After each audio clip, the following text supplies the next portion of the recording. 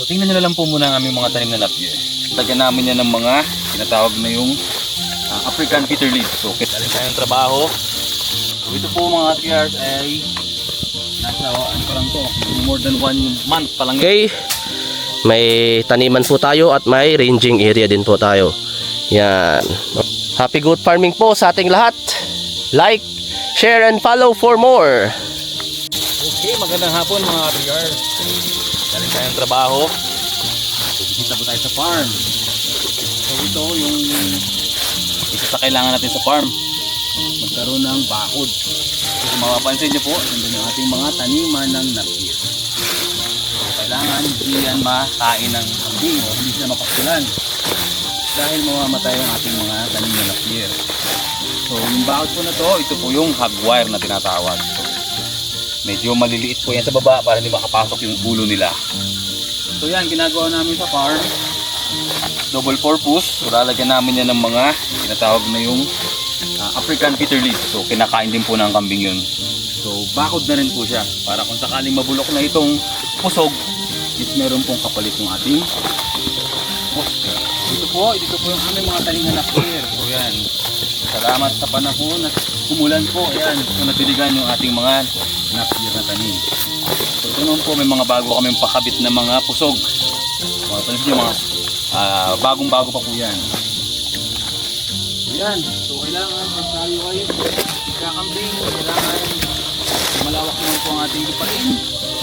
Bakuran po natin yung kanilang mga pagkain. So yan, ito po yung kailangan. Po, kita nyo po yan. Yan po mga 3 hours, tingnan nyo po yung aming mga tanim na napier. Yan, green na green. So halos 2 araw pong umulan dito po sa amin. Yan, magkabilaan po yan na may tanim na napier. Okay. Uy, ang ganda ng salud niya. Green na po mga katrigers. Green na ang ating mga tanim na napier. So ito po mga katrigers ay nasa ano pa lang to, more than 1 month pa lang yan. Laki na yan. Ito mga weeks old pa lang po yan. Partida pa po, nakainan pa po yan ng kambing nakaraan kasi yan ay napasok nila. So ito, naglagay na rin kami ng isa pang double bakod kasi po nabubulok na yung mga kawayan namin.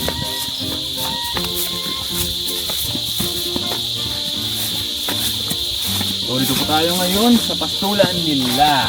So yan, check po kasi namin yung mga porte namin. Pusto. So yun lang po siguro mga 3 hours, magdidilim na sa amin. So tingnan nyo na lang po muna ang aming mga tanim na napier.